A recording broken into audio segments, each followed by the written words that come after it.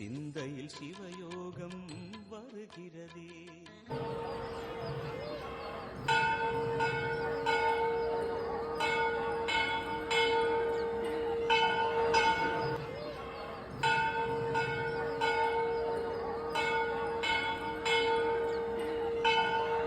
ஓம் மைஜாய் வித்மகி தண்டகஸ்தாய் திமிகி தொன்னோ வாராகி பிரசோதியாத். நல்லதே நடக்கும். ஓம் நம சிவாயும். எல்லாம் உள்ள ஸ்ரீ வாராகிமன் திருவடி சரணம். இன்றைய பதிவில் மிதுன ராசி திருவாதிரை நட்சத்திரத்தில் பிறந்த நண்பர்களே, என்னுடைய வாழ்க்கையில எப்போதான் நல்ல நேரம் வரும், எப்போது கெட்ட நேரம் வரும் தெரிய மாட்டேங்குதுங்க அப்படின்னு சொல்லி புலம்பிட்டீங்களா? கவலையை விடுங்க. இன்றைய பதிவில் 18 வயது முதல் 70 வயது வரை உங்களுடைய பலன்களை பார்க்க போறோம். இது கோச்சார பலன்களுங்க. உங்க ஜாதகப்படி நடக்கக்கூடிய ஒவ்வொரு தசாபுத்தி பலன்களை உங்களுடைய வயதின் அடிப்படையில் ஒவ்வொரு வயதின் அடிப்படையில் நம்ம பார்க்க போறோம். தெளிவா முழுமையா நம்ம பார்க்க போறோம். கிட்டத்தட்ட 52 வருடத்தினுடைய பலன்களை இன்றைய பதிவில் ஒரே பதிவில் பார்க்க போறோம். ஸோ பதிவா ஃபுல்லா பாருங்க நம்ம சேனல்ல. ஏற்கனவே குரு பயிற்சி பலன்கள் மற்றும் தமிழ் புத்தாண்டு பலன்களை பதிவிட்டாச்சு. பார்க்கலன்னா சேனலை பாருங்க. மேலும் டிஸ்கஸ் லிங்க் இருக்கும், பிரஸ் பண்ணி பார்த்து பயனடைஞ்சுங்க. மறக்காம நம்ம சேனலை சப்ஸ்கிரைப் பண்ணிட்டு கூட தர பெல்லைக்கான பிரஸ் பண்ணிட்டு பக்கத்தில் ஒரு ஆல் அண்ட் ராசி தவறாம நாங்கள் பதிவிடக்கூடிய அடுத்தடுத்த பதிவுகள் உங்களுக்கு உடனுக்குடன் நோட்டிபிகேஷனாக வந்து சேரும். மிதுன ராசி திருவாதிரை நட்சத்திரத்தில் பிறந்த நண்பர்களே, மிதுன ராசி ஒரு இரட்டைப்பட ராசின்னு சொல்லுவாங்க. மிதுன ராசி ஒரு ஆண் ராசின்னு சொல்லுவாங்க. அதே போலதான் திருவாதிரை நட்சத்திரம் ராகு பகவானுக்குரிய நட்சத்திரம். ஸோ நினைச்சிட்டே போறது ஒண்ணு, அங்க போய் முடிவு எடுக்கிறது வேறதா இருக்கும். எடுத்த முடிவை டக்கு டக்குன்னு மாற்ற வேண்டிய சூழ்நிலைகள் உங்களுக்கு எப்பவுமே உருவாக்கிட்டு இருக்கும். கண்டிப்பா புகுந்த வீடு பிறந்த வீடு இந்த ரெண்டு வீட்டினுடைய பிரச்சனையும் தூக்கி சுமக்கக்கூடியவர்களாக நீங்க இருப்பீங்க. கண்டிப்பா டிராவல் அலைச்சல் கண்டிப்பா இருக்கும் திருவாதிரை நட்சத்திரக்காரங்களுக்கு. அதே போல உங்களுடைய வாழ்க்கையில நிச்சயமா உதவி செய்பவர்களோட உபத்திரம் செய்பவர்களா உங்களை சுற்றி இருக்கக்கூடிய வாய்ப்பு அதிகம் உண்டு. மற்றவங்களுக்காக விழுந்து விழுந்து வேலை பார்ப்பீங்க. ஆனா நியாயமான முறையில வரக்கூடிய உங்களுடைய சின்ன சின்ன கோபம், நீங்க செய்யக்கூடிய சின்ன தவறுகளால கெட்ட பேர் வாங்கிட்டு வந்துருவீங்க. நீங்க செய்த அனைத்து நன்மைகளும் அவங்க மறந்துடுவாங்க. நீங்க செய்த சின்ன தவறுகளை மட்டும் பெரிதாக எடுத்துக்கொள்வார்கள். ஸோ அதனாலேயே ரொம்ப நெருங்கி ஈஸியா பழகிறீங்க. ரொம்ப மிக விரைவிலேயே பகையும் சம்பாதித்துக் கொள்வீர்கள்.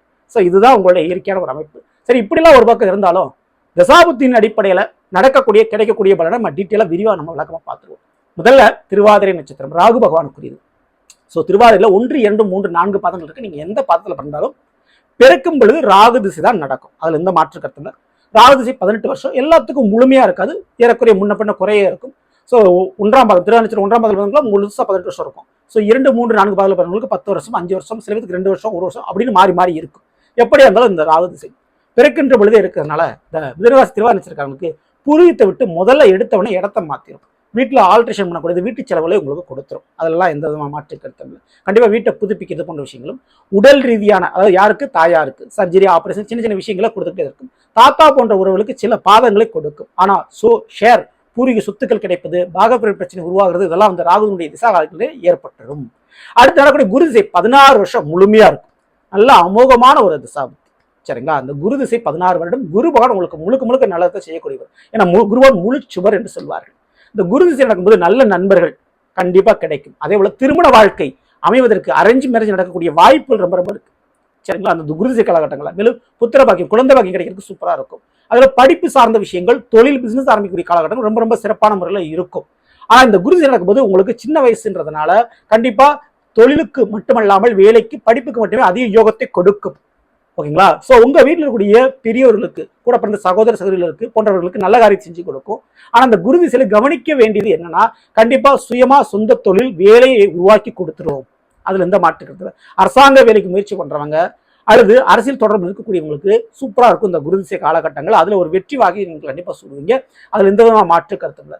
இந்த குரு திசை நடக்கும்போது நிச்சயமா நம்ம குடும்பத்துல தன வருவாய் அதிகரிக்கும், வருமானங்கள் அதிகரிக்கும். சரிங்களா?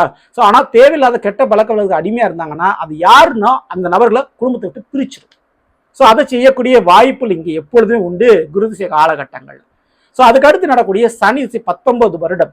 அப்போ உங்களுக்கு எப்படி பார்த்தாலும் கிட்டத்தட்ட ராகு திசை ஒரு 18 வருஷம், குரு திசை ஒரு 16 வருஷம், இப்படி பார்த்தாலும் ஒரு 34 வயது தாண்டிட்டீங்களா, இங்க திருவாதிரை பிறந்திருக்கீங்களா, உங்களுக்கு சனி திசை தான் நடந்து கொண்டு இருக்கும்.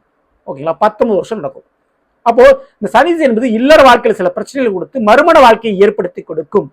அதே போல கடல் கடந்து போகக்கூடிய வெளிநாடு யோகங்கள், இராணுவத்தில் வேலை பார்க்கறது, காவல்துறையில பணிபுரிகிறது, அரசாங்க வேலை பார்க்கறது, இதுக்கெல்லாம் யோகமா இருக்கும்.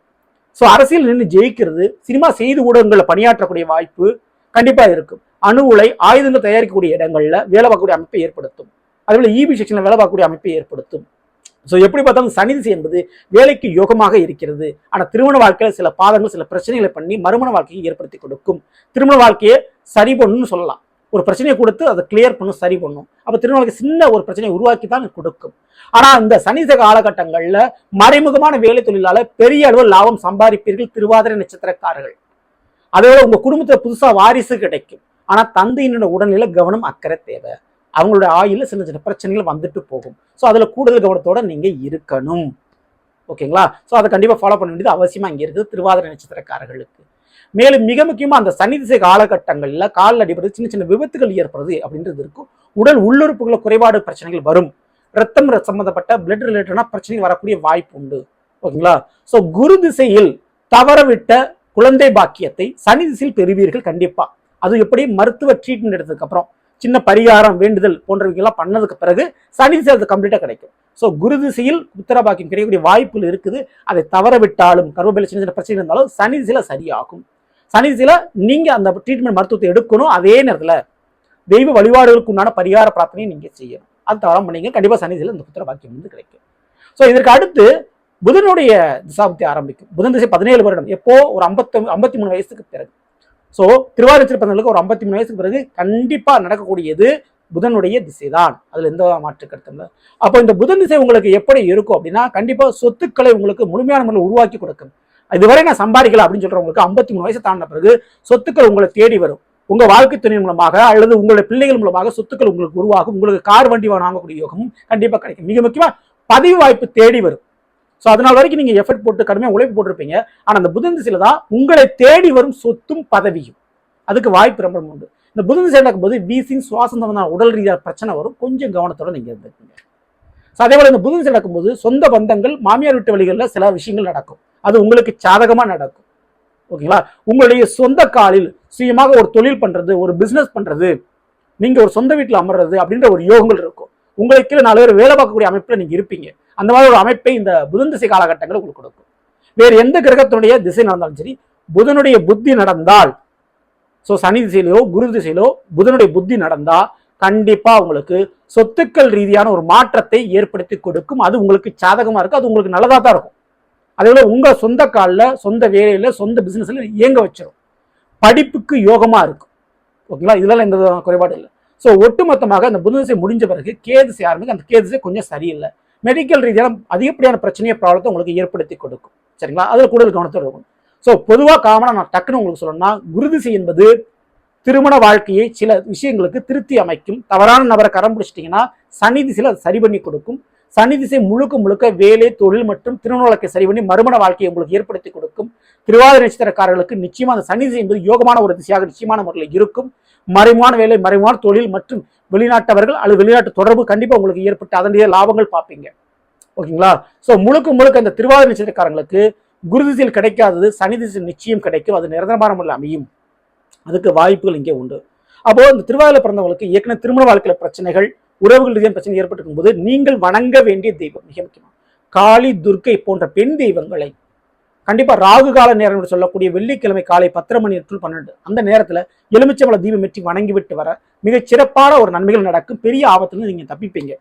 அதே போல பெரிய பதவி வாய்ப்பு, வேலை வாய்ப்பு இதெல்லாம் நீங்க எதிர்பார்த்துட்டு இருக்கீங்கன்னா ஞாயிற்றுக்கிழமை வரக்கூடிய அது ஈவினிங் நேரம், சாயந்தர நேரம் 4 to 6 அந்த ராகு கால நேரத்துல அதே எலுமிச்சம்பழ தீபத்தால் அந்த துர்க்கை மற்றும் காளியம்மன் போன்ற பெண் தெய்வங்களை வழிபாடு செய்யும் போது பதவி, வேலை, தொழில ஒரு நன்மைகள் கிடைக்கும். உங்களுடைய அதிகாரம் ஓங்கும். இந்த திருவாதிரை நட்சத்திரக்காரர்கள் கண்டிப்பா அரசியல் தொடர்பு, அரசாங்க தொடர்பு, கலைத்துறை சார்ந்த தொடர்பு, வெளிநாட்டு தொடர்பு இதுல ஏதாவது ஒன்றா கண்டிப்பா ஏற்பட்டுரும். அல்லது அந்த தொடர்பில் இருக்கக்கூடிய நபர்கள் உங்களுக்கு உறவுக்காரர்களாக, உங்க பிள்ளைகளாக, உங்க வாழ்க்கை துணையாக, உங்களுடைய அம்மா அப்பாவாக இருந்துருவாங்க. அதுக்கு வாய்ப்பு ரொம்ப உண்டு. அதே போல உடல் ரீதியான சின்ன சர்ஜரி, ஆபரேஷனோ இல்ல விபத்துகளோ வாழ்க்கையில சந்திக்க நேரிடும். அதே போல மறைமுகமான வேலை தொழிலால சில லாபங்கள் பார்ப்பீங்க. ஸோ அதுக்கும் வாய்ப்புகள் இங்கே உண்டு. ஸோ இதுலெல்லாம் சேஃப்டியா இருக்கணும், நல்லா இருக்கணும் அப்படின்னுச்சா கண்டிப்பா நான் சொன்ன துர்க்கை மற்றும் காளியம்மனுடைய வழிபாடுகள் மட்டும் தவறாம நீங்க பண்ணிக்கங்க. மற்றபடி பயப்பட வேண்டும். சரிங்களா? இந்த பதிவு பிடிச்சிருந்த லைக் பண்ணுங்க, மற்ற நம்ம ஷேர் பண்ணுங்க. இதுவோ ஒவ்வொரு ராசிக்குண்டான பலங்களை தெரிஞ்சுக்கிச்சுன்னா மறக்காம நம்ம சேனலை சப்ஸ்கிரைப் பண்ணி வச்சுங்க. கூட தர பெல் ஐகானை பிரஸ் பண்ணி பக்கத்தில் ஒரு ஆல்ன்ற சொல்லி தவறாம சப்ஸ்கிரைப் பண்ணுங்க. நாங்கள் பதிவிடக்கூடிய அடுத்தடுத்த பதிவுகள் உங்களுக்கு உடனுக்குடன் நோட்டிஃபிகேஷனாக வந்து சேரும். அடுத்த பதில் சந்திப்போம். நன்றி, வணக்கம். நல்லதே நடக்கும். ஓம் நம சிவாயும். எல்லாம் ஸ்ரீ பாரகிமன் திருவடி சரணம்.